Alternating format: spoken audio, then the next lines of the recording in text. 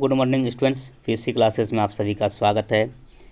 एक और नई वीडियो में जो आज आप लोगों के लिए लेकर आए हैं, ये आपका सामाजिक विज्ञान का आपका सेट 4 है।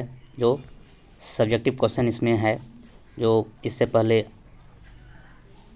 आपका सेट 3 तक आप लोगों का डिस्कशन करा दिए हैं और चैनल पर अपलोड भी है, आप उसको भी जाकर देखेंगे। और यह मेरा चौथा लेक्चर है जो आपका सेट 4 है, सोशल साइंस का सब्जेक्टिव क्वेश्चन। और आप सभी जानते हैं इसके लिए 1.5 घंटा का समय दिया जाता है और आपको 40 नंबर का प्रश्न पूछे जाते हैं। चलिए तो स्टार्ट करते हैं आज का यह वीडियो। ये आपका बहुत ही खास होने वाला है, क्योंकि वो इससे पहले सेट 3 तक हम आपको अपलोड कर दिए हैं, इसको भी आप देखेंगे। और सेट जितना भी हम क्वेश्चन करा रहे हैं सभी महत्वपूर्ण है, और आप आने वाला जो एग्जाम 20 मार्च को, उसमें आपको सभी क्वेश्चन देखने को मिलेगा। आप सुन के, आप लोग ध्यान से सुनिए और सभी क्वेश्चन को आप करके जाइए, और एक भी क्वेश्चन आपको यहाँ पे नया नहीं मिलेगा। चलिए तो स्टार्ट करते हैं ये वीडियो। आप सभी जानते हैं कि यह अति लघु उत्तरीय प्रश्न है, जो आपको इसमें से 1 से 7 तक में 1 से 7 नंबर जो है, 1 से लेकर के 7 तक में आपका 7 क्वेश्चन है, और 7 में से कोई 5 लिखना है, और आपको प्रत्येक के लिए 2 नंबर दिया जाएगा, और इस तरह से 5 क्वेश्चन लिखने से आपको 10 नंबर मिलेगा। चलिए तो स्टार्ट करते हैं ये आपका सेशन को। ये आपका वेरी शॉर्ट आंसर होता है, जो 2 नंबर का प्रत्येक क्वेश्चन रहता है, और 5 क्वेश्चन आपको लिखना होता है। चलिए स्टार्ट करते हैं। इस आज का जो सेट 4 का जो फर्स्ट क्वेश्चन आपका है, फर्स्ट क्वेश्चन बहुत ही, सभी प्रश्न महत्वपूर्ण है, इसलिए आप इस सब क्वेश्चन को इग्नोर नहीं करिए, क्योंकि वो सभी मॉडल क्वेश्चन पेपर से ही हम आपको करा रहे हैं। बस यानी कि आपका जो भी क्वेश्चन हम करा रहे हैं, सभी मॉडल सिंपल क्वेश्चन पेपर का ही आप देख भी सकते हैं। सभी मॉडल सिंपल क्वेश्चन पेपर का ही आपको सॉल्यूशन करा रहे हैं। बहुत ही इंपॉर्टेंट है, उसको ध्यान से सुनेंगे और इसको आप। चलिए स्टार्ट करते हैं। आज का ये पहला प्रश्न है आपका, 1815 की वियना संधि के क्या उद्देश्य थे? 1815 की वियना संधि के क्या उद्देश्य थे? तो ये आपका जो 1815 की वियना संधि के उद्देश्य जो वह निम्नलिखित थे। तो क्या? 1 नंबर में आपका पहला उद्देश्य नेपोलियन युद्धों के दौरान हुए बदलाव को खत्म करना। पहला उद्देश्य क्या था 1815 का वियना संधि का? तो पहला उद्देश्य था नेपोलियाई युद्धों के दौरान हुए बदलाव को खत्म करना। दूसरा उद्देश्य आपका, सेकंड उद्देश्य था बूर्बों वंश को सत्ता में पुनः बहाल करना। ये 2 आपका उद्देश्य था 1815 की वियना संधि का। जो उद्देश्य जो 2 था आपका, 2 नंबर है आपको इस प्रश्न में 2 नंबर। तो आपका 2 उद्देश्य ऐसे करके नंबर देकर लिख देंगे। 1 नंबर में पहला उद्देश्य, दूसरा 2 नंबर में। इस तरह से आपका पॉइंट करके लिखते हैं, तो पॉइंट दे करके लिखेंगे तो आपको नंबर नहीं काटेगा, क्योंकि 2 नंबर का प्रश्न है और आपको 2 उद्देश्य लिख दिए। पहला उद्देश्य नेपोलियन युद्धों के दौरान हुए बदलाव को खत्म करना, दूसरा उद्देश्य पूर्व वंश को सत्ता में पुनः बहाल करना। यह क्या था आपका 1815 की वियना संधि के उद्देश्य। इस तरह से आप लिखते हैं, तो कहीं से भी उसको नंबर काटने का मौका आप नहीं देंगे, और आपको 2 नंबर आपको उसको देना ही होगा। चलिए अब नेक्स्ट क्वेश्चन देखते हैं। 2 नंबर सभी प्रश्न को आपको कोशिश करेंगे कि पॉइंट में ही लिखने का, इससे आपको नंबर उसको काटने का मौका नहीं दीजिए। चलिए 2 नंबर प्रश्न है, प्रिंटिंग प्रेस से क्या लाभ है? प्रिंटिंग प्रेस से क्या लाभ है? तो आप इस तरह से भी उसको लिखते हैं कि प्रिंटिंग प्रेस से निम्नलिखित लाभ है। प्रिंटिंग प्रेस से निम्नलिखित लाभ है, उसके बाद आप 1 नंबर लिखेंगे। यहाँ पे थोड़ा सा वो समय बचाने के लिए ऐसा किया, आप लिख लेंगे सुन के जो हम बोल रहे हैं। प्रिंटिंग प्रेस से निम्नलिखित लाभ हैं, इस तरह डैश दे देंगे। और 1 नंबर में 1 नंबर में लिखेंगे या क लिखो या ख लिखो, क ख लिखो, या ABCD लिखो, या 1 2 जैसे भी लिखो। पहला लाभ क्या है? इसके द्वारा एक बड़ी मात्रा में पुस्तकें तैयार करना आसान हो गया।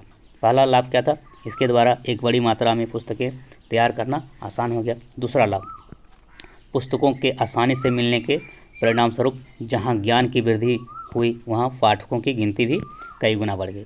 तो पहला लाभ तो आप जान गए हैं, इसके द्वारा एक बड़ी मात्रा में पुस्तकें तैयार करना आसान हो गया। दूसरा, पुस्तकों के आसानी से मिलने की परिणाम स्वरूप जहाँ ज्ञान की वृद्धि हुई, वहाँ पाठकों की गिनती भी कई गुना बढ़ गई। जब आपको ज्ञान की वृद्धि होगा तो निश्चित आप समझिए कि आपका पाठकों की गिनती भी कई गुना बढ़ जाएगी, क्योंकि आपका ज्ञान की वृद्धि हो रहा है, तो वहाँ पे आपको पाठकों की गिनती भी क्या होगा? कई गुना, क्योंकि पढ़ने वाला होगा तो ही ज्ञान का वृद्धि होगा ना। ये आपका 2, इस तरह से आप क और ख लिख करके आपको 2 लाभ को आप लिख देंगे प्रिंटिंग प्रेस का। अब देखिए, अब नेक्स्ट क्वेश्चन देखते हैं आपका क्वेश्चन नंबर 3। क्वेश्चन नंबर 3 क्या है? बहुत ही महत्वपूर्ण है। आरक्षित वन क्या है? जिसको रिजर्वेशन जो आपको फॉरेस्ट होता है, रिजर्व जो करके रखता है, आरक्षित वन जो है क्या है? तो आरक्षित वन वह वन जिन्हें इमारती लकड़ी अथवा वन उत्पादों को प्राप्त करने के लिए अस्थायी रूप से सुरक्षित रखा जाता है, उसे क्या कहते हैं? आरक्षित वन कहते हैं। वह वन जिन्हें इमारती लकड़ी अथवा उन उत्पादों को प्राप्त करने के लिए अस्थायी रूप से सुरक्षित रखा जाता है, उसे आरक्षित वन कहते हैं। इसमें क्या होता है? आरक्षित वन में पशुओं के चराने तथा खेती करने की अनुमति नहीं होती है। आरक्षित वन में जो है आपका पशुओं के चराने तथा खेती करने की अनुमति नहीं होती। इसमें आप आरक्षित वन में आप पशु को चरा नहीं सकते हैं और नहीं उस पर आप खेती कर सकते हैं, क्योंकि वह आरक्षित वन है, रिजर्व में रखा जाता है, उन्हें क्या बोलते हैं? आपको आरक्षित वन कहते हैं। आप बहुत अच्छा से आपको समझ में आ गया होगा आरक्षित वन का परिभाषा। वह वन जहाँ पर इमारती लकड़ी अथवा वन उत्पादों को प्राप्त करने के लिए अस्थायी रूप से सुरक्षित रखा जाता है और पशुओं को चराने तथा खेती करने की अनुमति नहीं होती है, उससे क्या कहते हैं? आरक्षित वन कहते हैं, उसको रिजर्व फॉरेस्ट कहते हैं। चलिए अब नेक्स्ट क्वेश्चन देखते हैं। नेक्स्ट क्वेश्चन आपका है क्वेश्चन नंबर 4। क्वेश्चन नंबर 4 आपका और एक वीडियो में यह चीज़ आपको कराए थे, शायद सेट 3 या 2 में होगा, बहुत ही इंपॉर्टेंट क्वेश्चन है, रिपीट कर गया ये क्वेश्चन। एफ्रो अमेरिकी का तात्पर्य क्या है? एफ्रो अमेरिकी का तात्पर्य क्या है? एफ्रो अमेरिकी से आप क्या समझते हैं? एफ्रो अमेरिकी का उद्देश्य क्या है? एफ्रो अमेरिकी का से आप क्या समझते हैं? एफ्रो तात्पर्य या फिर क्या अभिप्राय है, या सभी मतलब हो, उसका डेफिनेशन पूछ रहा है। इस तरह से क्वेश्चन पूछेगा, उसका मतलब हो गया एफ्रो अमेरिकी का क्या परिभाषा है, लिख देना है। यानी कि आपको अभिप्राय बोल दिया, तात्पर्य बोल दिया, क्या समझते हैं, किसे कहते हैं, तो आपको उसको क्वेश्चन नहीं ढूंढने लगे, इस तरह का क्वेश्चन सर नहीं करना, ऐसा कुछ नहीं। सभी के लिए क्वेश्चन समझना है, पहले आपको क्वेश्चन समझ में आएगा तो ना आप उत्तर करिएगा।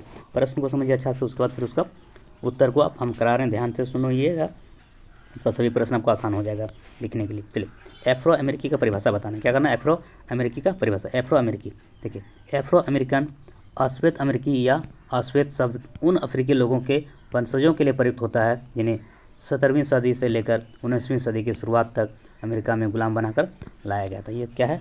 एफ्रो अमेरिकी। एफ्रो अमेरिकी अश्वेत अमेरिकी या अश्वेत शब्द उन अफ्रीकी लोगों के वंशजों के लिए प्रयुक्त होता है जिन्हें 17वीं सदी से लेकर 19वीं सदी की शुरुआत तक अमेरिका में गुलाम बनाकर लाया गया था, उससे ही क्या बोलते हैं? एफ्रो अमेरिकी। क्या बोलते हैं? एफ्रो अमेरिकी। आपको समझ, आशा करते हैं ये बात आपको समझ में आ गई होगी। चलिए अब नेक्स्ट क्वेश्चन देखते हैं, question number 5। Question number 5, question number 5 भी बहुत ही महत्वपूर्ण प्रश्न है। सत्ता के विकेंद्रीकरण से आप क्या समझते हैं? सत्ता के विकेंद्रीकरण से आप क्या समझते हैं? या फिर ऐसे पूछ सकता है, सत्ता के विकेंद्रीकरण से क्या अभिप्राय है, या फिर सत्ता के विकेंद्रीकरण से क्या तात्पर्य है। इस तरह से आपको सभी प्रश्न को समझने का प्रयास करिएगा, सबका सेंस सेम है, उसी को बोल रहा है। सत्ता के विकेंद्रीकरण को परिभाषित करना है, परिभाषा बताना है, क्या है सत्ता के विकेंद्रीकरण, क्या है, इसको लिखना है, बस डेफिनेशन बताना है, इसका परिभाषा बताना है, इसका जो इस तरह से जो पूछने का जो आपको तरीका है वो सब का मतलब वो डेफिनेशन ही पूछ रहा है, बस समझना है प्रश्न को, इसके बाद उसका उत्तर आप आसानी से कर पाएंगे। चलिए तो सत्ता के विकेंद्रीकरण क्या है आप जानते हैं। जब केंद्र और राज्य सरकारों से शक्तियां लेकर स्थानीय सरकारों को दी जाती है तो उसे सत्ता का विकेंद्रीकरण कहा जाता है। जब केंद्र और राज्य सरकारों से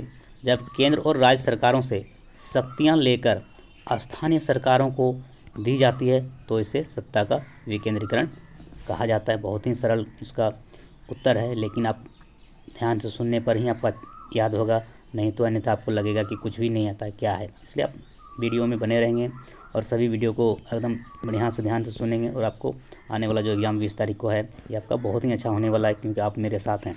आप मेरे साथ हैं तो कहीं कोई दिक्कत होने वाला है नहीं, क्योंकि आपको इतना सारा हम अच्छा कंटेंट लेकर आप लोगों के लिए आ रहे हैं। ठीक, आपको सुन के आप सभी प्रश्न का आंसर याद कर लीजिएगा, बस केवल वीडियो को शुरू से अंत तक वॉच कीजिए, पूरा वॉच कीजिए, स्किप नहीं करना है, तो आपको समझ में आएगा। चलिए अब नेक्स्ट क्वेश्चन देखते हैं आपका क्वेश्चन नंबर 6। क्वेश्चन नंबर 6 का है, प्रच्छन्न बेरोजगारी किसे कहते हैं? प्रच्छन्न बेरोजगारी किसे कहते हैं? प्रच्छन्न बेरोजगारी से आप क्या समझते हैं?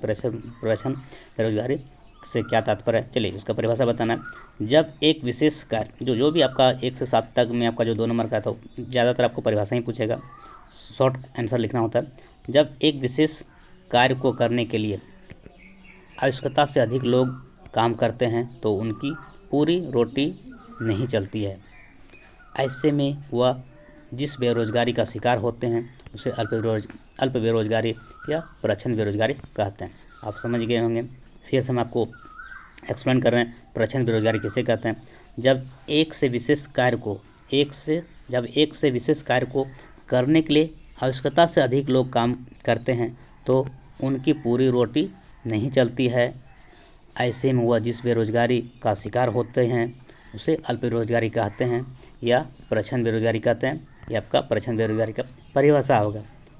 उम्मीद करते हैं आपको समझ में आ गया होगा। नहीं समझ में आया होगा तो हम इसको फिर से आपका जो अपना जो भाषा होता है, ये तो आपका किताब का भाषा था, किताबी भाषा था, अपनी भाषा में उसको समझा रहे हैं कि इसका प्रच्छन्न बेरोजगारी की परिभाषा क्या है। ऐसे समझिए, यदि किसी कार्य को करने के लिए आवश्यकता से अधिक लोगों की ज़रूरत हो जाता है। मान लीजिए आपका एक काम को करने के लिए 10 आदमी की आवश्यकता है। एक काम को करने के लिए कितना आदमी की आवश्यकता है? 10। और उसमें आप 50 आदमी लगा दिए, 50 आदमी लगा दिए तो क्या हो गया? तो 50 आदमी लगा दिए तो क्या हो गया? प्रच्छन्न बेरोजगारी हो गया। क्यों? आपका 10 आदमी लगाया और आपको 200 रुपया दिन है 10 आदमी का करने का, तो क्या हो गया? 200 रुपया दिन उसको कमाया तो हो गया आपका 10 आदमी का कितना हो गया? 2000 रुपया। 2000 उसको काम को मिला।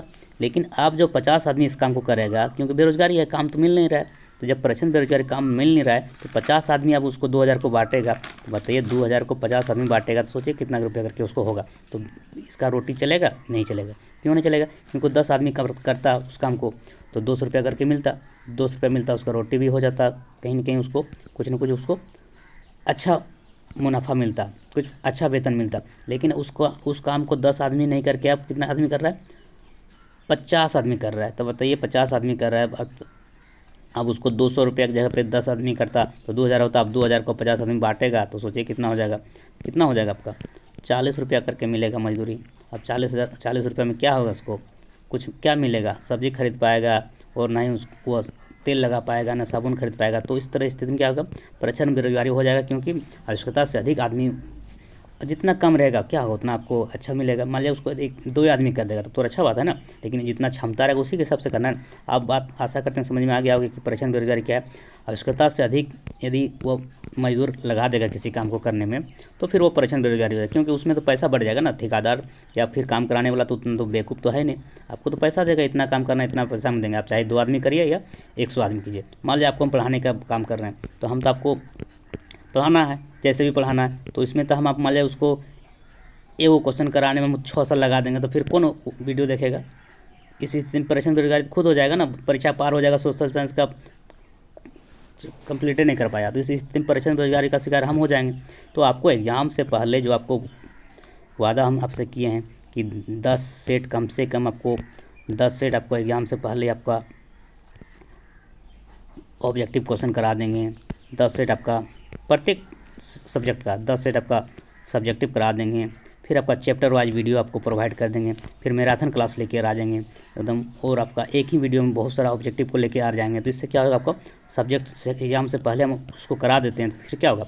जो बच्चा मेरे वीडियो को देख लिया और उसको एकदम अच्छा से वॉच किया, 2-4 बार देख लिया, तो फिर उसका तो एग्ज़ाम तो बहुत अच्छा से चला जाएगा, क्योंकि उसको हम एग्ज़ाम समय रहते आपको करा देंगे। तो और नहीं तो फिर एग्ज़ाम पार हो गया, अब वहाँ पे ना कंप्लीट करा पा रहा है तो उस स्थिति में क्या हो जाएगा? प्रचंड बेरोजगारी का शिकार हम हो जाएंगे। इसलिए समय से पहले आपको जो हम बात किए हैं, आप लोगों से वादा किए हैं कि 10 सेट आपका सब्जेक्टिव, 10 सेट ऑब्जेक्टिव और चैप्टर वाइज आपका ऑब्जेक्टिव, और आपको मिल भी रहा है, आप देख भी रहे हैं। अब आपको सोशल साइंस का आपका 10 सेट आपका MCQ चैनल पर अपलोड है, और 10 सेट आपका कुछ दिन में आपका 1-2 दिन में आपका 10 सेट आपका क्या बोलते हैं सब्जेक्टिव भी आपको अपलोड हो जाएगा। फिर आपका चैप्टर वाइज भी आपका हो रहा है। संपूर्ण इतिहास का वीडियो इसमें अपलोडेड है, संपूर्ण आपका भूगोल का वीडियो अपलोडेड है। फिर 1-2 दिन में आपका संपूर्ण नागरिक शास्त्र का भी वीडियो अपलोड कर देंगे। फिर संपूर्ण आपका अर्थशास्त्र का भी वीडियो अपलोड कर देंगे। फिर इसके बाद आपको ये भी आपको कमिंग सून में बता रहा है कि आपका 400 MCQ एक ही वीडियो में आपको सोशल साइंस का पूरा इस वीडियो में हम आपको कर देना। तो बताइए इतना जब हम आपको कंटेंट दे रहे हैं प्रत्येक एक सब्जेक्ट में, तो कहाँ पे आपका क्वेश्चन छूटने का संभावना दिख रहा है? आप ही बताइए। आप उसको आप फील कीजिए ना, अपने में फील महसूस कीजिए कि 401 वीडियो में आपका सोशल साइंस का हम ऑब्जेक्टिव करा रहे हैं। एक ही वीडियो में 1 शॉर्ट वीडियो रहेगा, 1 शॉर्ट वीडियो में आपको 400 करा रहे हैं। फिर आपका पहले से आपका मॉडल सेट आपका सेट वाइज सेट आपका 10 सेट है, फिर सब्जेक्टिव है। फिर आपका अलग अलग कैटेगरीज में अलग अलग कैटेगरी में भी आपका वीडियो अपलोड है। इतिहास का अलग, भूगोल का अलग, नागरिक का अलग, और आपका क्या बोलते हैं अर्थशास्त्र का अलग, तो इससे आपको तो क्वेश्चन छूटने का संभावना ही नहीं दिखता है। चलिए तो स्टार्ट करते हैं। आपको सिस्टम भी बता रहे हैं कितना लिखना है कितना नहीं लिखना है, तो इससे आपको निश्चित रहिए, आप जुड़े रहिए चैनल पर, आपको और यह फ़ायदा आपको एग्जाम में दिखने को मिलेगा। चलिए, परीक्षण बेरोजगारी आपको समझ में आ गया, और 7 नंबर आपको पता है कि 7 तक ही आपको लिखना होता है। 7 में से कोई 5 लिखना है तो जो कि आपको 10 नंबर के पास खंड क से आपको मिल जाता है। चलिए तो अब ये जो 7 नंबर प्रश्न है, ऋण की शर्तों से क्या तात्पर्य है? ऋण की शर्तों से क्या तात्पर्य है? ब्याज दर, संपत्ति और कागजात की मांग, भुगतान के तरीकों आदि को मिलाकर ऋण की शर्तों का नाम दिया गया। देखिए, ऋण की जो शर्तों से क्या तात्पर्य है, ऋण की शर्तों से क्या समझते हैं, तो ब्याज दर, संपत्ति, कागजात की मांग, भुगतान के तरीकों आदि को मिलाकर ऋण की शर्तों का नाम दिया गया। यानी ब्याज दर जो होता है, ऋण से संबंधित जितना भी चीज़ है सब क्या है, ऋण की शर्तों से जो भी समस्या है, ऋण की शर्तों से जो भी चीज़ जुड़ा हुआ वो सब क्या ऋण की शर्तों के अंतर्गत आता है। जैसे ब्याज दर, अब ऋण लेंगे तो ना ब्याज का बात आएगा। संपत्ति और कागजात की मांग करेगा, क्योंकि आप ब्याज ऋण लीजिएगा तो आपको डॉक्यूमेंट मांगेगा कि हमको, क्योंकि आप ऋण लेके भाग जाएंगे तो आपको तो संपत्ति के लिए तो कागजात लेगा ना, जमीन का कागज मांगेगा। आप गाड़ी लीजिएगा लोन में तो आपको कागज देना होगा ना लोन के सरकार को, तो संपत्ति का कागजात भी मांग करेगा। भुगतान के तरीकों को भी बताना पड़ेगा कि आपको हर महीना या हर सप्ताह आप पैसा किसी से लेते हैं तो आप रहता है ना ये तरीका कि एक महीना में आपको जितना EMI बनता है उससे हिसाब से आपको देना होगा। हर महीना आपको 5,000 देना पड़ेगा, क्योंकि आप उससे आप ब्याज में पैसा लिए, तो हर महीना भुगतान का तरीका को भी आपको बताना होगा। मिलाकर ऋण की शर्तों को ही आपको नाम दिया गया। ये सभी चीज़ को लागू होता है जब आपका ऋण लेंगे। ब्याज देना पड़ेगा, संपत्ति के लिए कागज डॉक्यूमेंट लेगा, फिर आपको भुगतान का तरीका भी आपको, इसमें सबको मिलाकर ऋण की शर्तों का नाम दिया गया। क्योंकि इसमें कंडीशन होता है, आप लोन जो लिया होगा वो जानता भी होगा कि ये सब शर्त उसमें लागू होता है। ऐसा नहीं कि ले लिया और पैसा दे ही नहीं रहा है, तो फिर ऐसा में तो दिक्कत होगा ना। डॉक्यूमेंट भी लेता है और आपका EMI भी बनता है, हर महीने आपको देना होगा तो देना होगा, इसलिए आपको इस सब मिला के ऋण की शर्तों का नाम दिया गया। इस तरह से आपका 7 क्वेश्चन आपको हो गया, और 7 क्वेश्चन में से आपको कोई 5 लिखना है, और आपको इस तरह से आपका 5 क्वेश्चन लिखने पर आपका खंड को से 10 नंबर आपको आ जाता है। अब देखिए, अब आता है खंड ख, जो आपका 3 नंबर का प्रश्न होता है। प्रत्येक प्रश्न, यहाँ पर भी 7 प्रश्न रहता है, लेकिन आपको लिखना है कोई 5। तो ये आपका लघु उत्तरीय प्रश्न होता है, जो आपका शॉर्ट आंसर होता है। इसका थोड़ा आंसर थोड़ा सा बड़ा होता है। 3 नंबर का प्रत्येक प्रश्न है तो थोड़ा सा ज़्यादा लिखना होता है, और सभी को ध्यान रखेंगे कि सभी प्रश्न को लिखने में एकदम पॉइंट देकर लिखना है। कम से कम 3 नंबर का प्रश्न है तो 4-5 पॉइंट में लिखिए, आपको कहीं नंबर नहीं कटेगा। पॉइंट लिखने से क्या होगा, टीचर को, चेक करने वाला टीचर को ये चीज़ दिखेगा कि वो 3 नंबर के जैसा वो लिखा है, और ऐसे में आपको नंबर भी वो दे देगा। चाहे पॉइंट नहीं भी पूरेगा तो भी आप 3-4-5 नंबर दे ही देना, कुछ ना कुछ लिख करके आपको 4 से 5 पॉइंट पूरा देना है। अब देखिए, पहला क्वेश्चन इसका है, यह लघु उत्तरीय प्रश्न का, ब्रिटेन की महिला कामगारों ने स्पिनिंग जेनी मशीन पर हमले क्यों किए, व्याख्या करें। तो ब्रिटेन का जो महिला है, तो वह कामगार महिला ने स्पिनिंग जेनी मशीन का हमला क्यों किया, इसका कारण बताना है, यानी उसको व्याख्या करके बताना है। तो देखिए, आप ऐसे भी लिख सकते थे, यहाँ पे अच्छा बुक में नहीं लिखा, हम आपको एक्सप्लेन कर दें, उसको आप सुन के अब लिखने का प्रयास करेंगे। वीडियो को धीरे धीरे सुनेंगे और ये पॉज करके भी लिखेंगे, जो कि आपको जो बता रहे हैं। ब्रिटेन की महिला कामगारों ने स्पिनिंग जेनी मशीनों पर हमला निम्न कारणों से किया, ऐसे लिख देंगे। ब्रिटेन की महिलाओं कामगारों ने स्पिनिंग जेनी मशीनों पर हमला निम्नलिखित कारण से किए, और ऐसे करके अब 1 नंबर में लिखें। 1 नंबर में क्या लिखें, स्पिनिंग जेनी का आविष्कार जेम्स हरग्रीज ने 1764 ईस्वी में किया। पहला पॉइंट क्या लिख दें, स्पिनिंग जेनी मशीन का आविष्कार किसने किया, जेम्स हरग्रीज ने कब किया, 1764 में। इस मशीन की कताई, यह मशीन क्या है, वो कताई की प्रक्रिया को तेज कर दिया गया। इस मशीन ने कताई की प्रक्रिया को तेज कर दिया, जिसके कारण अब मजदूरों की मांग घट गई। ये मशीन आने के बाद क्या हुआ, जो देखिए स्पिनिंग जेनी मशीन क्या था, सूत कटाई मशीन था, वो सूता काटने वाला, धागा काटने वाला मशीन था। वो उसके आने से क्या होगा, बहुत सारा जो है वो मजदूर को की संख्या घट गया, क्योंकि वो मशीन से अब मान लिया एक मशीन ऐसा आ गया जो 50 मजदूर का बराबर काम करने लगा, तो मजदूरों की संख्या घट जाएगा ना, क्योंकि उसको डिमांड ही नहीं रहेगा, क्योंकि 50 आदमी का काम वो अकेले उस मशीन से करने होने लगा। तो फिर मजदूर की संख्या क्या होगा, मांग घट गया, मजदूर की मांगों की संख्या घट गया, और मजदूर क्या होगा, बेरोजगार हो गया। इसके कारण उसने हमला कर दिया किस पर, उस मशीन पर, और तोड़ फोड़ दिया। और उसके बाद क्योंकि वो उसको काम चाहिए ना, उसको मजदूरी चाहिए, मजदूरी चाहिए, और मजदूरी तो उसको मिल नहीं रहा है, क्योंकि मशीन से काम होने लगा। तो उस स्थिति में क्या हो गया, उस पर हमला बोल दिया ब्रिटेन के महिलाओं ने। अब दूसरा पॉइंट अब क्या है, एक ही पहिए को घुमाकर एक मजदूर सारी पहिया को घुमा देता था, और उसके बाद वह एक साथ बहुत सारे धागे को बनाने लगते थे। इसमें होता क्या, ऐसा मशीन ही था कि मतलब जैसे मान लीजिए आप जो काम कोई आदमी हाथ से करता है और उसी चीज़ को कोई मशीन से करता है, तो मशीन से बहुत ज़्यादा काम होता है ना। तो वो ऐसा मशीन था जो एक ही आदमी उसको घुमाता था और उससे बहुत सारा पहिया उसका घूमने लगता था। उसके बाद एक साथ बहुत सारा धागा बनने लगता था। ये सब पहिया में धागा बनता था, उस तरह से एक साथ 50 को धागा बनने लगा। तो आदमी 50 मजदूर का काम एक मशीन करने लगा ना अकेला। इस स्थिति में वो क्या कर दिया, वो मशीन का डिमांड, मशीन आने के बाद मजदूरों का डिमांड कम हो गया और वो बेरोजगार हो गया। हाँ, तीसरा पॉइंट क्या है, बेरोजगारी के दर से महिला कारीगर जो हाथ से धागा काट कर गुजारा करती थी वह घबरा गई। और ये मशीन जो आने के बाद महिला जो कारीगर वो हाथ से जो धागा काट के अपना गुजारा करता था, वो उसका अब गुजर होना मुश्किल हो गया क्योंकि उसको काम पे ही नहीं लगाने लगा। तो इस स्थिति में क्या हो गया, तो वो घबरा गई उस मशीन आने के बाद। और इसके बाद जो पॉइंट है, इसलिए उन्होंने इन मशीनों को लगाने का विरोध किया। पहले तो मशीन लगाने के लिए विरोध किया कि ये मशीन नहीं लगना चाहिए क्योंकि हम लोग बेरोजगार हो जाएंगे, हमको काम चाहिए।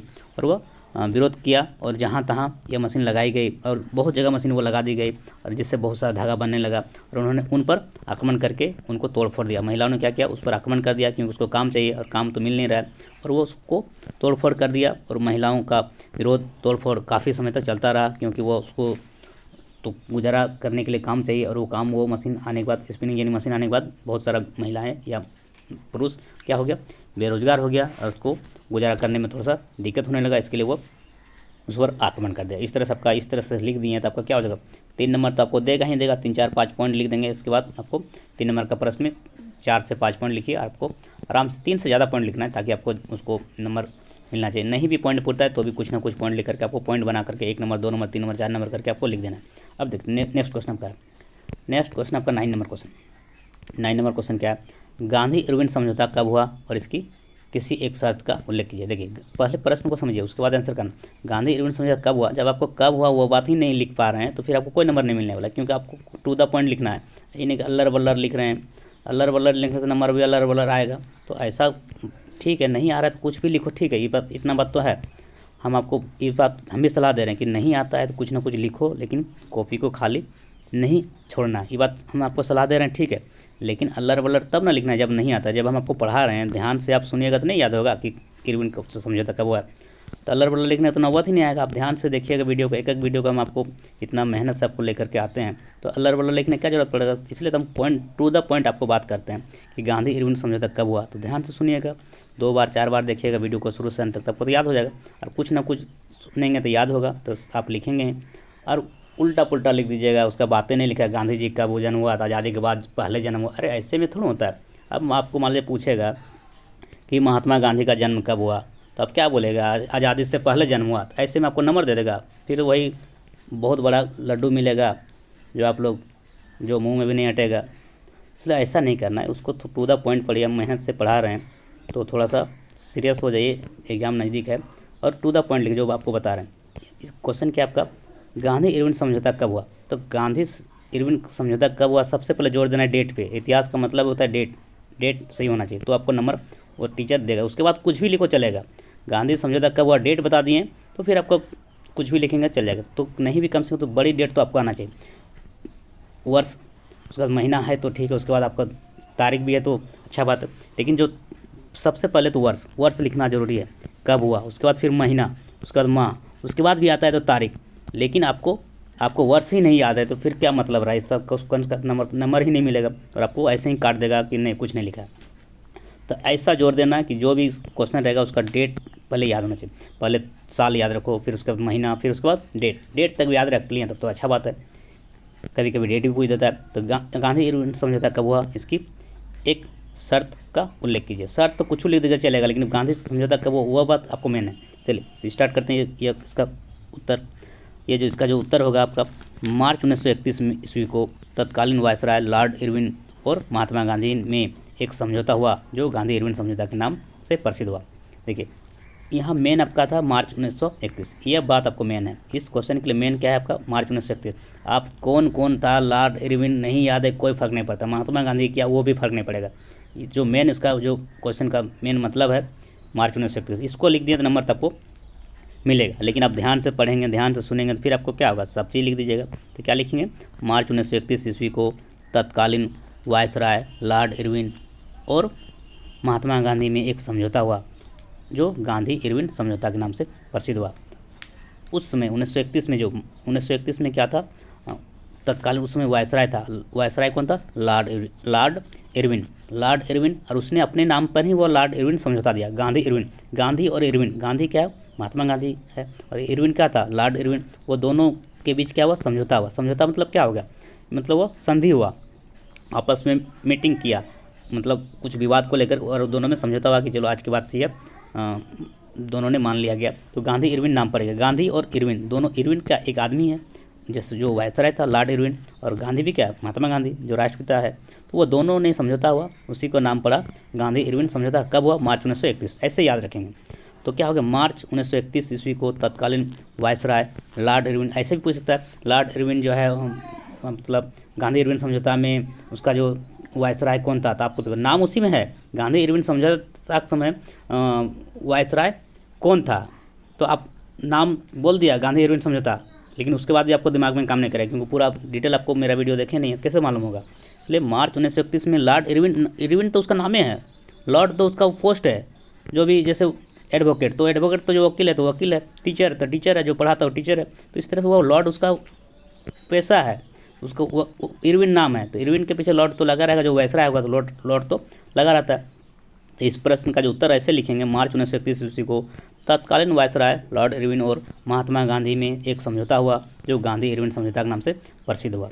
अब इसका जो और आपका जो क्या क्या शर्त उसको लिखना है, नंबर देके तो पहला पॉइंट लिखेंगे, इस समझौता के अनुसार सरकार ने सविनय अवज्ञा आंदोलन से संबंधित सभी बंदी को रिहा कर दिया। इसमें समझौता हुआ जो सविनय अवज्ञा आंदोलन से संबंधित जो बंदी, जो सविनय अवज्ञा आंदोलन करने के कारण जो बहुत सारा लोगों को जो बंदी बनाकर रखा गया था, तो वो समझौता होने के बाद क्या क्या उसको बहुत को रिहा कर दिया, वो जेल से उसको निकाल दिया गया। उस समझौता के बाद दोनों में समझौता हुआ गांधी और इरविन के बीच। गांधी और इरविन के बीच क्या हो गया? 1931 में समझौता हुआ, मार्च 1931 में, और उसके बाद वो जो भी सविनय अवज्ञा आंदोलन के दौरान जो जेल में बंद किया गया था कैदी को, उसको क्या कर दिया? रिहा कर दिया।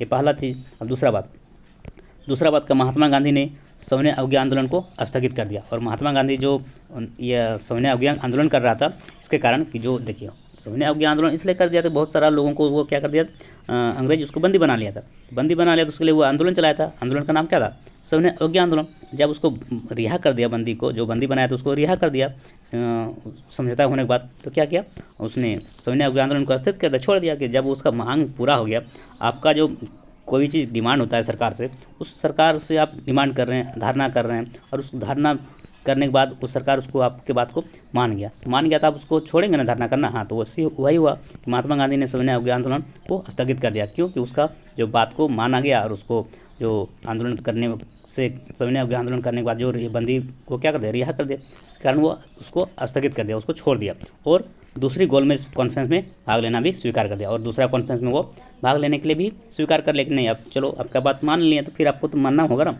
तो अब गांधी जी फिर दूसरे गोलमेज कॉन्फ्रेंस में भी भाग लेने के लिए स्वीकार कर लिए। चलिए, इस तरह से यह प्रश्न का आंसर आप बहुत अच्छा तरह से लिख लीजिएगा, 2 बार 3 बार सुनेंगे। अब नेक्स्ट क्वेश्चन आपका क्या है? 10 नंबर क्वेश्चन आपका क्या कह रहा है? 10 नंबर क्वेश्चन आपका है, भारतीय कृषि के 4 विशेषता। देखिए, भारतीय कृषि के 4 विशेषता निम्नलिखित है, ऐसे लिखेंगे, भारतीय कृषि के 4 विशेषता निम्नलिखित है। आप देखिए 4 विशेषता पूछा है, आप 4 को विशेषता नहीं लिखे तो नंबर मिलेगा? नहीं मिलेगा। तो इसलिए आपको ध्यान रखना है, यहाँ पूछा है भारतीय कृषि के 4 विशेषता, आप कुछ भी लिखिए, लेकिन 4 को पॉइंट ऐसे करके लिखिएगा, 1 2 3 4, इसके बाद आपको नंबर आपको दे देगा, क्योंकि उसके पास उतना समय नहीं रहता है पूरा एक एक क्वेश्चन को पढ़ना। लेकिन आपको ये पॉइंट बनाकर आपको लिखने के लिए आना चाहिए, और ऐसे पॉइंट बनाकर ही परीक्षा में लिखेंगे तो आपको फुल मार्क्स मिलेगा, निश्चित मिलेगा। चलिए, तो आप लिखेंगे भारतीय कृषि के 4 विशेषता। भारतीय कृषि के 4 विशेषता निम्नलिखित है। पहला विशेषता क्या? उत्पादन में खाद्य पदार्थों की अधिकता रहती है। दूसरा विशेषता, खेती में पशु मुख्य भूमिका निभाते हैं। तीसरा विशेषता, भारतीय कृषि मानसूनी वर्षा पर निर्भर करती है। चौथा विशेषता, यहाँ 1/3 जमीन जो छोटे आकार में होते हैं। इस तरह से आपका 4 पॉइंट लिख देंगे, क ख ग घ। आप चाहेंगे तो 1 2 3 4 भी लिख सकते हैं, या चाहेंगे तो ABCD भी लिख सकते हैं। इस तरह से पहला विशेषता जो आपका क्या है भारतीय कृषि का, उत्पादन में खाद्य पदार्थों की अधिकता रहती है। दूसरा विशेषता है, खेती में पशु मुख्य भूमिका निभाते हैं। तीसरी विशेषता है, भारतीय कृषि मानसूनी वर्षा पर निर्भर रहती है। चौथी विशेषता है, यहाँ 1/3 जमीन जोत छोटे आकार के होते हैं। ये बात तो आपको सभी पता है कि उत्पादन में खाद्य पदार्थ की अधिकता रहती है, क्योंकि खाद्य पदार्थ नहीं देगा तो उत्पादन तो होगा नहीं।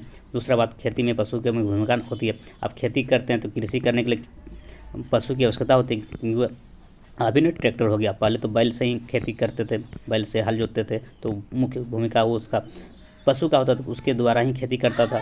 फिर भारतीय कृषि मानसूनी पर वर्षा पर निर्भर करता है। देखो अभी मान लिया इस बार मानसून नहीं आया, वर्षा नहीं हुआ, तो क्या हुआ, खेती हुआ नहीं हुआ। तो उसी तरह भारतीय कृषि जो है मानसून पर निर्भर करते हैं, वो बारिश नहीं हुआ, वर्षा नहीं हुआ, तो खेती कैसे होगा, नहीं होगा ना। इसलिए कृषि के लिए वर्षा होना जरूरी है, क्योंकि वर्षा नहीं होगा तो मानसून ही नहीं आएगा, फिर क्या कैसे कृषि ही नहीं होगा। इसलिए कृषि के लिए वर्षा पर निर्भर है, क्योंकि बारिश होगा तो ही खेती हो पाएगा। अब देखिए चौथा विशेषता है, 1/3 जमीन जोते आकार की होती है, नहीं 1/3 जो है 1/3 जो होगा क्या जोत के लिए होता है, जोत के लिए, बाकी में आपका और भी चीज़ होता है। 1/3 जमीन जो है वह क्या होता है, वो जोत छोटे आकार की होती है, नहीं छोटे छोटे भाग को वो जोत करके वो बनाता है, क्योंकि बहुत बड़ा भाग को तो वो खेती नहीं कर सकता है ना।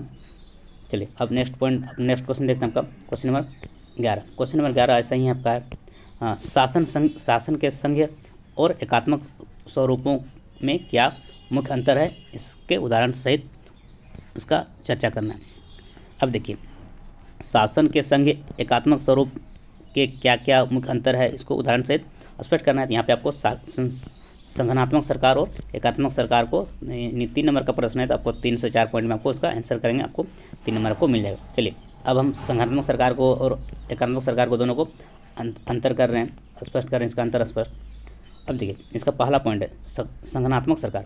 संगठनात्मक सरकार के लिए लिखित संविधान होना आवश्यक है, और दूसरी बात इधर एकात्मक सरकार में एकात्मक सरकार के लिए लिखित संविधान का होना आवश्यक नहीं है, उसका उल्टा आवश्यक नहीं है। अब दूसरा पॉइंट संगठनात्मक में केंद्र और राज्यों के बीच शक्ति का विभाजन होता है। जैसे भारत क्या है, भारत में कैसी सरकार है, संगठनात्मक सरकार, और इधर एकात्मक सरकार में संपूर्ण सत्ता केंद्र सरकार के पास ही होता है, और वही संपूर्ण देश में शासन चलाती है। जैसे इंग्लैंड, फ्रांस, श्रीलंका में किस तरह की सरकार है, एकात्मक सरकार। वो जो है पूरा देश एक ही राजा के एक ही सरकार से वो चलता है, लेकिन भारत में ऐसा नहीं। भारत में क्या हर राज्य का अलग अलग उसका मुख्यमंत्री होता है।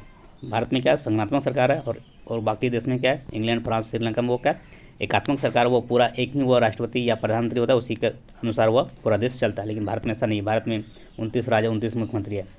इस तरह से सबके शासन से वो काम होता है। इसने केंद्र केवल प्रधानमंत्री बोल देगा सब चीज़ तो नहीं होगा यहाँ पे। भारत में संगठनात्मक सरकार चलता है। चलिए अब तीसरा पॉइंट आपका संगठनात्मक सरकार का, केंद्र सरकार और राज्य सरकार को आदेश जारी नहीं कर सकते। केंद्र सरकार जो है आपका राज्य सरकार को आदेश जारी नहीं कर सकता है, क्योंकि यहाँ पे संगठनात्मक सरकार है। केंद्र सरकार जो बोलेगा तो राज्य सरकार मान लेगा, ऐसा बात नहीं।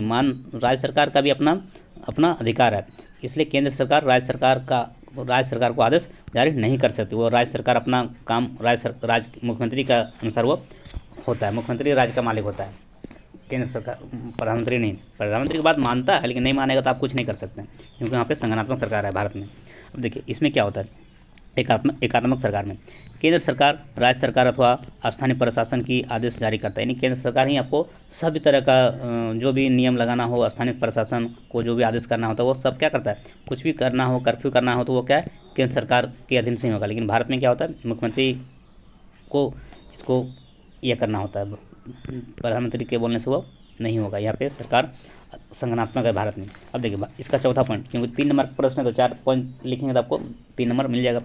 संविधान प्रायः कठोर होता है। इसका क्या होता है, संगठनात्मक सरकार का कठोर संविधान जो क्या कठोर होता है, संविधान प्रायः कठोर होता है। केंद्र सरकार अपनी मर्जी से परिवर्तन नहीं कर सकता। देख रहे हैं ना, अभी इसका कठोर बहुत नियम कठोर है संविधान इसका, संगठनात्मक सरकार का। केंद्र सरकार अपनी मर्जी से सब चीज़ नहीं कर सकता, क्योंकि राज्य का भी मुखिया है, मुख्यमंत्री है, राज्यपाल, ये सब मिल करके उसका नियम वगैरह बनाता है। इसका संविधान कठोर है। इसका संविधान क्या है, वो लचीला होता है। इसका क्या होता है, लचीला होता है, या केंद्र सरकार अपनी मर्जी से परिवर्तन कर सकता है। केंद्र सरकार चाहेगा जो भी वो अपना नियम को बदलाव कर सकता है, नियम को जोड़ सकता है, नियम को हटा सकता है, क्योंकि वो एकात्मक सरकार है। आप समझ में आ गया होगा एकात्मक और संगठनात्मक सरकार। अब नेक्स्ट पॉइंट और है, और भी पॉइंट है। संगठनात्मक सरकार में प्रायः दोहरी नागरिकता होती है, और एक राज्य की जिसमें व्यक्ति रहता है वह दूसरी संघ की है। वो कहीं से भी रहेगा तो वो अलग अलग राज्य का उसका ये होता है। चलिए अलग अलग राज्य में उसका अलग अलग नागरिकता है। आप झारखंड के नागरिक हैं, झारखंड का हैं, तो बिहार का, बंगाल का है, इस तरह का आपका संगठनात्मक सरकार में होता है। लेकिन एकात्मक सरकार में इसकी नागरिकता जो है वो इकहरी होती है, मतलब इकहरी होती है। कोई भी व्यक्ति कहीं भी रह सकते हैं, उससे देश की नागरिकता प्राप्त होती है। यहाँ पे एकात्मक सरकार में क्या होता है, इकहरी नागरिक होता है, वो एक ही देश का होता है, कहीं पर भी वो रहेगा कोई फर्क नहीं पड़ेगा। लेकिन भारत में क्या होता है, संगठनात्मक सरकार में क्या होता है, दोहरी नागरिकता होती है। यानी एक आपका पहले तो भारत का नागरिक हैं, उसके बाद क्या है झारखंड का नागरिक, जैसे हम लोग झारखंड का हैं तो हम लोग दोहरी नागरिकता है, एक तो आपका भारत का नागरिक हम लोग हुए हैं, ठीक है, भारत में है तो भारत का नागरिक है, लेकिन अभी हम लोग झारखंड का नागरिक है, क्योंकि भारत में झारखंड में है, तो हम लोग का दोहरी नागरिकता है। संघात्मक सरकार में दोहरी नागरिकता होता है, एक राज्य का अलग होता है और एक देश का अलग। क्या हम लोग झारखंड में क्या होगा, हम लोग को क्या महाराष्ट्र में अधिकार मिलेगा? नहीं मिलेगा, क्योंकि अपना अलग स्टेट का नागरिक अलग होता है। इसलिए हम लोग का संघात्मक सरकार में क्या होता है, वो दोहरी नागरिकता होता है, एक राज्य का अलग होता है और देश का अलग होता है, इसलिए दोहरी नागरिकता हम लोग को बोला जाता है। चलिए अब नेक्स्ट क्वेश्चन देखते हैं। क्वेश्चन नंबर आपका 12, दबाव समूह और राजनीतिक दल में क्या अंतर है? दबाव समूह और राजनीतिक दल में निम्नलिखित अंतर है, और एक तरफ लिखेंगे दबाव समूह, दूसरी तरफ लिखेंगे राजनीतिक दल। अब दबाव समूह में पहला पॉइंट लिखेंगे, दबाव समूह और राजनीतिक संगठन है, यह वह किसी विशेष वर्ग के समान हितों को लेकर चलाता है। देखिए दबाव समूह क्या है, वह राजनीतिक से उसको लेना देना है नहीं, वो बिना राजनीतिक दबाव समूह जो है वो क्या है, और राजनीतिक संगठन, वो राजनीतिक से वो अलग है, राजनीतिक से वो अलग, राजनीतिक इसमें नहीं होता है। इसके लिए वो किसी विशेष वर्ग के समान हितों के लिए लेकर के वो चलाता है। और राजनीतिक जो दल जो है क्या हो, राजनीतिक दल एक राजनीतिक संगठन है। राजनीतिक दल क्या है, एक राजनीतिक संगठन, वो राजनीतिक करने वाला लोग उसको चलाता है, जो समाज के सामान्य हितों के का प्रतिनिधित्व करता है। राजनीतिक दल क्या करता है, वो समाज के विभिन्न हितों का प्रतिनिधित्व करता है। अब दूसरा पॉइंट इसका देखते हैं।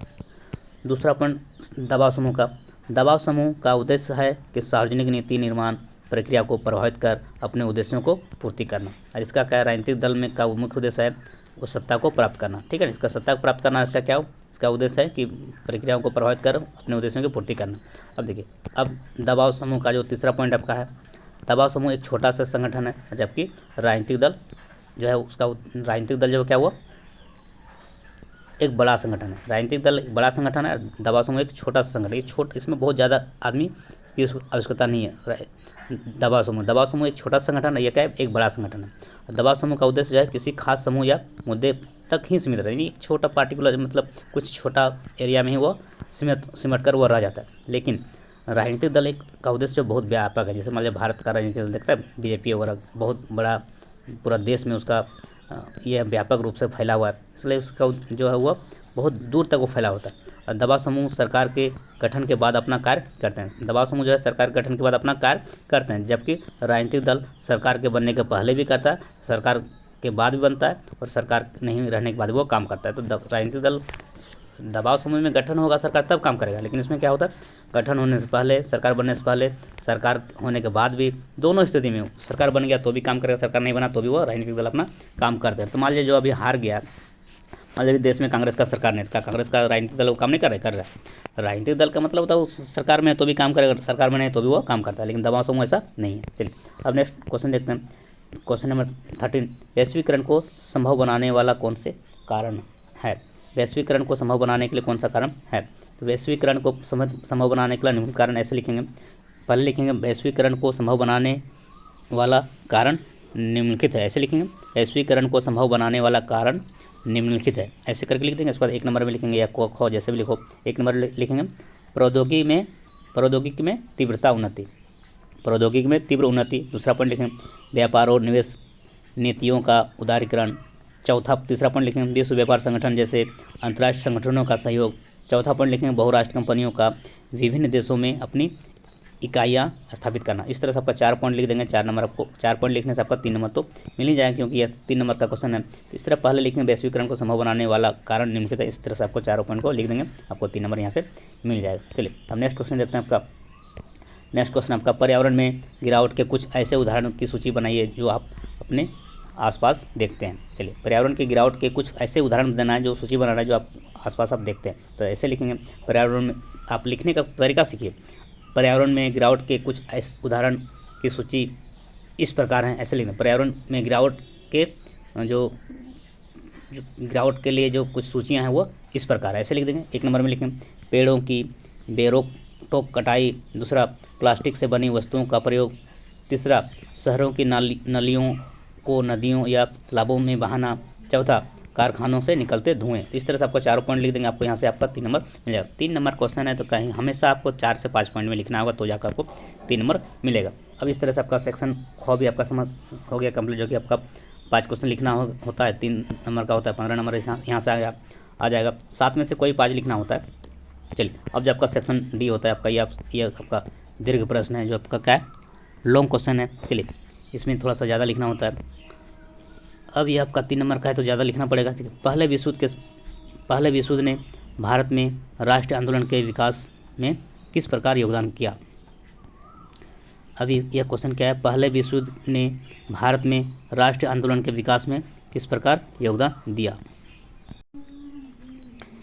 अब हम देखते हैं सेक्शन आपका सी जो है आपका खंड गो, जो ये आपका ये खंड गो क्या आपका ये आपका लॉन्ग क्वेश्चन है, जो आपका दीर्घ उत्तरीय प्रश्न है, जो आपका इसमें से 5 प्रश्न में से आपको 3 का उत्तर करना होता है, जो आपको प्रत्येक प्रश्न 5 नंबर का होगा। और इस तरह से आपका इस खंड से भी आपका 15 नंबर आपको मिलेगा। ये थोड़ा लॉन्ग होता है, उसमें थोड़ा ज़्यादा लिखना होता है, लेकिन कुछ नहीं, बहुत ज़्यादा नहीं, 3 क्वेश्चन ही लिखना होता है। एक क्वेश्चन तो आपका मैप रहता है जो बहुत ही आसान है, सभी मैप को एक साथ हम एक वीडियो में कर देंगे और 2-4 बार आप देख लेंगे, वो मैप का क्वेश्चन आपको वहाँ से 5 नंबर आपको आसानी से आ जाता है। हुआ क्या, 2 ही क्वेश्चन लिखना है ना, 2 क्वेश्चन कोई लिख देंगे अच्छा से जो आपको आता है।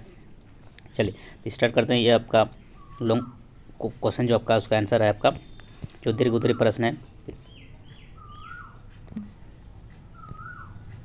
ये आपका तो इसका ये जो 15 नंबर प्रश्न है, पहले विश्व युद्ध ने भारत में राष्ट्रीय आंदोलन के विकास में किस प्रकार योगदान दिया।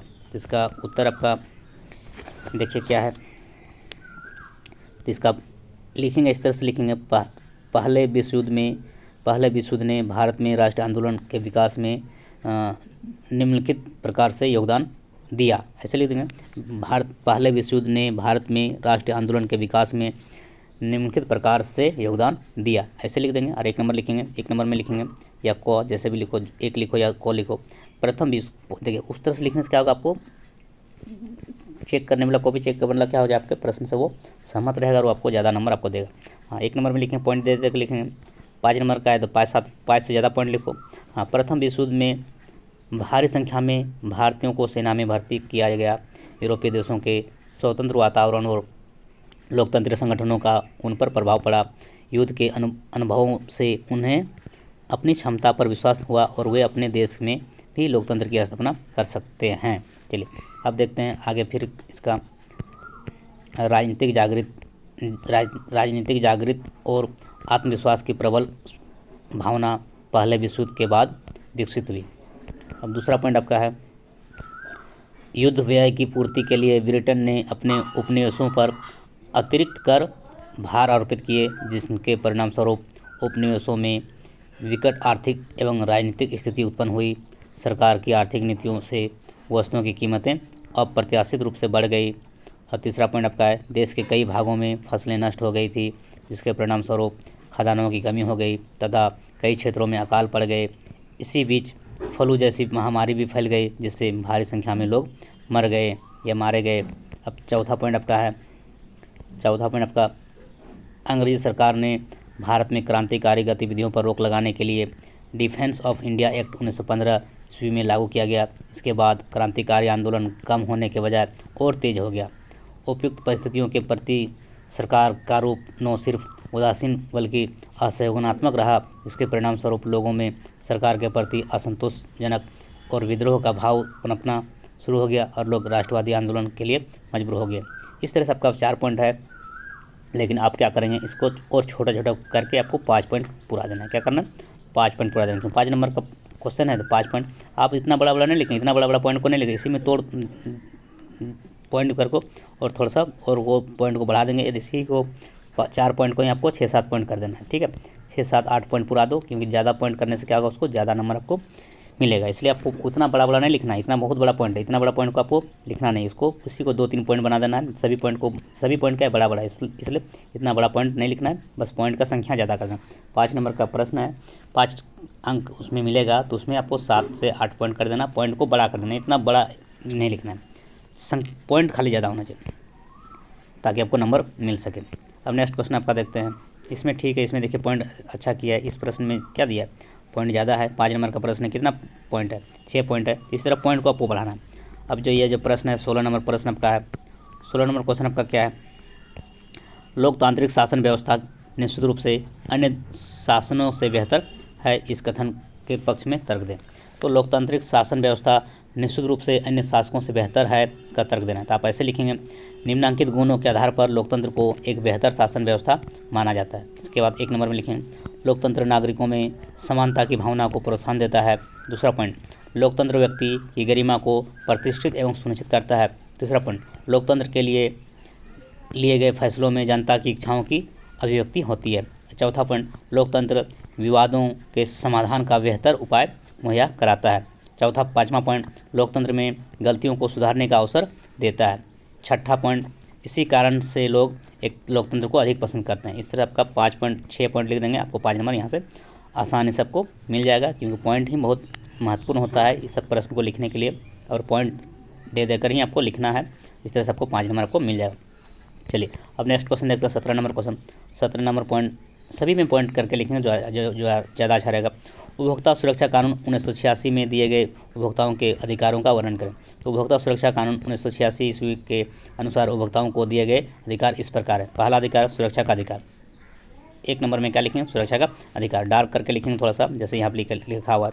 उपभोक्ताओं को अधिकार है कि वे उन वस्तुओं को बिक्री से अपना बचाव कर सके जो उनके जीवन और संपत्ति के लिए खतरनाक है। दूसरा पॉइंट, सूचना का अधिकार। डार्क करके लिखेंगे। दूसरा पॉइंट है सूचना का अधिकार। इसके अंतर्गत गुणवत्ता, मात्रा, शुद्धता, स्तर और मूल्य आते हैं। चलिए, सूचना का अधिकार में यह सभी आता है। अब नेक्स्ट पॉइंट जो आपका है, चुनने का अधिकार। क्या आपका? चुनने का अधिकार। तीसरा पॉइंट क्या है? चुनने का अधिकार। डार्क करके सभी पॉइंट को लिखें, जैसे यहाँ पर लिखा उसी तरह आपको ही डार्क करके लिखेंगे। चुनने का अधिकार, विभिन्न वस्तुओं को देख परख कर चुनाव करने का अधिकार होता है। आप चुनिए, जो अच्छा आपको अच्छा लगता है उस चीज़ को चुनिए। चुन के आप चुनने का, परखने का, जांच परख करने का आपको अधिकार है। चौथा अधिकार है सुनवाई का अधिकार। सुनवाई का अधिकार। सुनवाई का अधिकार क्या है? उपभोक्ताओं के हितों से जुड़े उपयुक्त संस्थाओं, संगठन उपभोक्ता की समस्या पर पूरा ध्यान रखते हैं। आपका जो समस्या कुछ है कोई चीज़ में, तो आपको समस्या आप अवगत कीजिए, आपका समस्या को सुना जाएगा। ये आपका सुनवाई का भी उसमें अधिकार है। पाँचवा अधिकार है, पाँचवा जो पॉइंट है, शिकायतें निपटाने का अधिकार। जो आपका शिकायत है उस शिकायत को दूर भी किया जाता है। शिकायतें निपटाने का अधिकार। उपभोक्ताओं के शोषण में व उनकी अनुचित व्यापारिक क्रियाओं के विरोध निदान और शिकायत को सही प्रकार निपटाना। यानी आपका जो कोई शिकायत है उस शिकायत को वह दूर करने का काम वो करता है, क्योंकि उसमें शिकायत निपटाने का अधिकार होता है। चलिए अब आपका छठा पॉइंट है उपभोक्ता शिक्षा अधिकार। देख रहे हैं ना, 5 नंबर का प्रश्न है, 6 पॉइंट आपका दिया हुआ है, तो इससे आपको नंबर आपको नहीं कटेगा। उपभोक्ता शिक्षा अधिकार। उपभोक्ता को शिक्षा का भी अधिकार है। इसमें उपभोक्ता हित से जुड़े प्रसंगों और वस्तुओं का जानकारी भी सम्मिलित रहता है। चलिए इस तरह से आपका 6 पॉइंट में लिखेंगे, ऐसे पॉइंट दे करके आपको नंबर नहीं कटेगा। इस प्रश्न का उत्तर आपका कंप्लीट हो गया। अब देखते हैं 18 नंबर प्रश्न क्या है। 18 नंबर, भारत में सौर ऊर्जा का भविष्य उज्ज्वल है क्यों? भारत में सौर ऊर्जा का भविष्य उज्ज्वल है क्यों? तो भारत में सौर ऊर्जा का भविष्य उज्ज्वल है इसलिए क्योंकि, और इसके बाद 1 नंबर, भारत में सौर ऊर्जा का भविष्य उज्ज्वल है लिखा डैश। और 1 नंबर, भारत एक उष्णकटिबंधीय या एक गर्म देश है, यहाँ इसलिए यहाँ सौर ऊर्जा की उत्पादन क्षमता अधिक संभावना होती है। और यह भारत क्या है? उष्णकटिबंधीय एक गर्म देश है, इसलिए यहाँ पर सौर ऊर्जा का उत्पादन क्षमता अधिक है। और एक अनुमान है कि वह अनुमान के अनुसार जो है वह लगभग 20 मेगा, अनुमान के अनुसार जो आपका क्या है, भारत में 20 मेगावाट प्रति वर्ग किलोमीटर प्रति वर्ष जो हुआ उसका उत्पादन कर देता है सौर ऊर्जा का। दूसरा पॉइंट, भारत में फोटोवोल्टाइक तकनीक उपलब्ध है, इसके द्वारा सूर्य के प्रकाश को सीधे विद्युत में बदला जा सकता है। ये आपका फोटोवोल्टाइक तकनीक है, जिसके कारण क्या होता है, सूर्य का प्रकाश को सीधे विद्युत में बदला जा सकता है। सूर्य का प्रकाश प्रकृति का एक मुफ्त उपहार है, इसलिए निम्न वर्ग के लोग भी आसानी से सौर ऊर्जा का लाभ उठा सकते हैं। चौथा पॉइंट आपका, जबकि कोयला, पेट्रोलियम, प्राकृतिक गैस आदि जो है ऊर्जा के ऐसे स्रोत हैं जो एक बार प्रयोग करके दोबारा प्रयोग में नहीं ला सकते हैं, और वहाँ सौर ऊर्जा एक नवीकरण स्रोत है जो इसे बार बार प्रयोग में लाया जा सकता है। अब इसके बाद जो आपका पॉइंट है 5वां पॉइंट, देखिए हमेशा 5 पॉइंट में लिखें, क्योंकि 5 से कम नहीं लिखना है, क्योंकि 5 नंबर का प्रश्न है, तो आप 5 से कम लिखे तो आपको पूरा नंबर नहीं मिलेगा। इसलिए 5 से ज़्यादा लिखना, लेकिन कम नहीं। 5वां पॉइंट आपका, सौर ऊर्जा का प्रयोग हम अनेक प्रकार से कर सकते हैं, जैसे खाना बनाना, पंप द्वारा जल निकालने में, पानी को गर्म करने में, दूध को कीटाणु रहित बनाने में, सड़कों पर रोशनी के लिए, ये सब आदि के लिए जो है वो सौर ऊर्जा का प्रयोग हम करते हैं। इस तरह से आपका 5 पॉइंट में आपका इस प्रश्न का उत्तर हो गया, और इस तरह से आपको 5 नंबर आपको मिल जाएगा। अब नेक्स्ट क्वेश्चन जो आपका है मैप वाला, हम आपको बोल रहे हैं कि नेक्स्ट वीडियो जो आएगा अच्छा से उसको हम पूरा, उसके लिए हम काम कर रहे हैं पूरा अच्छा से, और उसके बाद जब एक ही वीडियो फाइनल वीडियो आएगा मैप के लिए, और इसमें इस वीडियो को आपको 5 नंबर उससे आपको दिलाएगा। एक वीडियो देखिए और 5 नंबर आपको मैप का कहानी ख़त्म हो जाएगा, दूर हो जाएगा समस्या मैप का। अभी ऐसे बता दे रहे हैं, लेकिन एक वीडियो जब आएगा मतलब बिल्कुल अच्छा से कॉन्सेप्ट में आपको बताया जाएगा, और इस वीडियो में आपको एक ही वीडियो से आपको पूरा 5 नंबर का समस्या आपको दूर कर देंगे। चलिए ऐसे हम बता दे रहे हैं, इस वीडियो में भी बता रहे हैं, लेकिन वो स्पेशल वीडियो रहेगा मैप के लिए, स्पेशल फॉर मैप के लिए रहेगा वो वीडियो, जो 19 नंबर के लिए, 19 नंबर जो क्वेश्चन सोशल साइंस में उसके लिए ये वीडियो रहेगा। केवल 19 नंबर आपका, चाहे कहीं से भी कोई भी क्वेश्चन देगा वो आपको, और सबसे आसान है जो आपको करके आएंगे, और 5 नंबर आपको आसानी से मिल जाएगा सोशल साइंस में। चलिए इसलिए आपको स्पेशल वीडियो वो बनाएंगे, बहुत जल्द बन रहा है, बहुत जल्दी बनाएंगे। चलिए इसको हम बता दे रहे हैं, गेहूँ उत्पादक क्षेत्र, और दूसरा मक्का उत्पादक क्षेत्र, और चावल उत्पादक क्षेत्र, और ज्वार उत्पादक क्षेत्र। तो आपको तो मैप आपको दिया रहेगा, तो आपको पता होना चाहिए गेहूं उत्पादक क्षेत्र, गेहूं किस किस राज्य में होता है, ये चीज़ आपको पता होना चाहिए। गेहूं जो उत्पादन होने का जो क्षेत्र है, किस राज्य, भारत के किस किस राज्य में गेहूं का उत्पादन सबसे अधिक होता है, इस चीज़ को चिन्हित करना पड़ेगा। ये चीज़ पता रहेगा तो ना आप मैप में बता सकिएगा। फिर बोला मक्का उत्पादक क्षेत्र, अब आपको पता नहीं कि भारत में कौन कौन राज्य है जो मक्का उत्पादन होता है, तो आप कैसे वो कीजिएगा। सबसे पहला बात तो आपको ये पता होना चाहिए कि मक्का किस किस राज्य में होता है, गेहूँ किस किस क्षेत्र उत्पादक का क्षेत्र सबसे अधिक है, चावल उत्पादक में कौन कौन राज्य अग्रणी है, ज्वार उत्पादक में कौन कौन राज्य अग्रणी है। यानी सभी फसल जो है, मक्का, ज्वार, गेहूँ, चावल, इसमें मान लीजिए ये सब है। कभी कपास भी पूछ सकता है। तो जो जो फसल है, सभी फसल का अग्रणी राज्य का पता होना चाहिए। और दूसरी बात ये पता हो गया कि चावल मान लीजिए जिस जिस राज्य में होता है, मक्का जिस, थोड़ा बहुत तो सब राज्य में होता है, लेकिन जो अधिक है तो उसको ना गिनती करना, अधिक वाला का यहाँ पे दर्शाना। ये नहीं कि चावल तो सभी राज्य में कुछ ना कुछ होता है। तो अधिक अग्रणी राज्य का मतलब क्या, जो सबसे अधिक 4-5 स्थान तक याद करना, पहला, दूसरा, तीसरा, चौथा, पाँचवा, इस तरह से आपको 5 स्थान तक आपको चावल का याद रखना है, मक्का का याद रखना है, गन्ना का याद रखना है, ज्वार का याद रखना है। उसके बाद इतना याद हो गया कि सबका क्षेत्र जान गए कि चावल कहाँ कहाँ होता है, 5 राज्य जान गए अग्रणी राज्य। उसके बाद क्या बात याद रखना है, उसके बाद आपको मैप में आपको यह देखना है कि किस, ये जो भारत का जो मैप है, भारत में किस राज्य का स्थान कहाँ पर है। ये इतना चीज़ जान गए कि भारत में मान लीजिए आपको पता है ये यहाँ पर जम्मू कश्मीर है, सपोज ये जम्मू कश्मीर है, सपोज इसको हम एक स्पेशल वीडियो लेके आएंगे, तो अभी हम आपको समझाने की कोशिश कर रहे हैं कि कैसे आपको ये वीडियो में आपको बताने की कोशिश करेंगे। तो ये जो आपका सपोज यहाँ पर मान लीजिए, यहाँ पे आपका मध्य प्रदेश बीच में है, इसके बगल में झारखंड बिहार है, यहाँ पे आपका राजस्थान है, इधर आपका यहाँ पर आपका क्या है, कर्नाटक है। तो इस तरह का जो आपका ये स्टेट, ये चीज़ पता नहीं रहेगा तो फिर आपको नहीं कर सकते हैं, आप नहीं बता सकते हैं कि चावल कहाँ है। आप क्या बताइएगा, चावल जान रहे हैं कि आपका जान गए कि चलो चावल उत्पादन का राज्य जो है, अग्रणी राज्य आपका ये आपका उत्तर प्रदेश है, ठीक है, उत्तर प्रदेश है, पश्चिम बंगाल है, बिहार है, मान लिया है। तो आपको पता रहेगा तब ना, पश्चिम बंगाल कहाँ, उत्तर प्रदेश कहाँ है, आप जान ही नहीं रहे मैप में, तो कैसे आप बता दीजिए कहाँ चावल उत्पादन होता है, कहाँ गेहूँ उत्पादन होता है, कहाँ गन्ना उत्पादन होता है। तो फिर आप फंस जाएंगे ना। फिर मैप जो आपका 5 नंबर खाली हुआ, आपको सुनेंगे कि मैप बनाने से 5 नंबर आएगा, लेकिन आएगा नहीं। आप जानेंगे 5 नंबर बहुत आसान है, मैप में लिख देने से आ जाए। ऐसे क्या, इसको ऐसे चावल उगा देंगे मैप में, उसको आपको जानकारी होना चाहिए ना कि कहाँ उत्तर प्रदेश है। इसके लिए पहले बात तो जो आपको खाद्य फसल है, हम आपको स्पेशल वीडियो लाएंगे कि गेहूँ कहाँ कहाँ होता है, ये बता देंगे। उसके बाद आपको एक एक राज्य का लोकेशन बता देंगे कि यह मैप आपका भारत का जो मैप है, इसमें झारखंड का स्थिति कहाँ है, बिहार का स्थिति कहाँ है, बंगाल का स्थिति कहाँ है, कर्नाटक का स्थिति कहाँ है, गुजरात का स्थिति कहाँ है, इन 29 जो आपका राज्य है, और आपका 8 जो आपका संघ शासित प्रदेश, तो सब का जगह आपको पता होना चाहिए। केरल कहाँ है, यहाँ पे मान लीजिए जो करेला की जगह, करेला की तरह जो दिखता है वो क्या है, केरल है। उसके ऊपर में जो आंध्रा है, जो आंध्रा आदमी करेला नहीं दिखता है। फिर बगल में क्या है, तमिलनाडु है, जो लड्डू, जो यहाँ पे भारत माता का फोटो रहता है, यहाँ पे लड्डू, भारत माता का फोटो में कौन चढ़ाएगा, लड्डू, तो लड्डू के बगल में तमिलनाडु। इस तरह से आपको पूरा का पूरा को याद होना चाहिए। तो इसके हम ट्रिक के माध्यम से पूरा स्टेट का लिस्ट को हम आपको याद करा देंगे, और आपको बता देंगे कहाँ पर खाली मैप में भी, और उसके बाद फिर आपको यह क्वेश्चन करना आपके लिए बहुत ही आसान हो जाएगा। चलिए इस वीडियो में इतना ही। अभी आपको यह चीज़ समझ में नहीं आएगा क्योंकि आपको पता ही नहीं है कि चावल कहाँ है। चावल अब सब दिख रहा है, कैसे पता चला, सब दिख रहा है मैप में, देखिए सब दिख रहा है कि चावल कहाँ, गेहूँ, आपको समझ में आ जाएगा। ये जो आपको ये सब चावल और गेहूँ दिख रहा है, ये गन्ना है, तो समझ में तो आएगा नहीं। इसलिए समय वेस्ट करने से ज़्यादा अच्छा है पहले आपको बेसिक कॉन्सेप्ट से आपको बताएंगे कि पहले कहाँ पर कौन राज्य है, इसको याद कराएंगे। फिर इसको बहुत जल्द हम लेके आ रहे हैं। इसके बाद फिर चावल कहाँ होता है, तब आपको वो स्पेशल वीडियो में आपको ये चीज़ समझ में आएगा। चलिए तब तक के लिए इस वीडियो में इतना ही। Thank you sir, thank you so much, thanks for watching, thank you. जय भारत।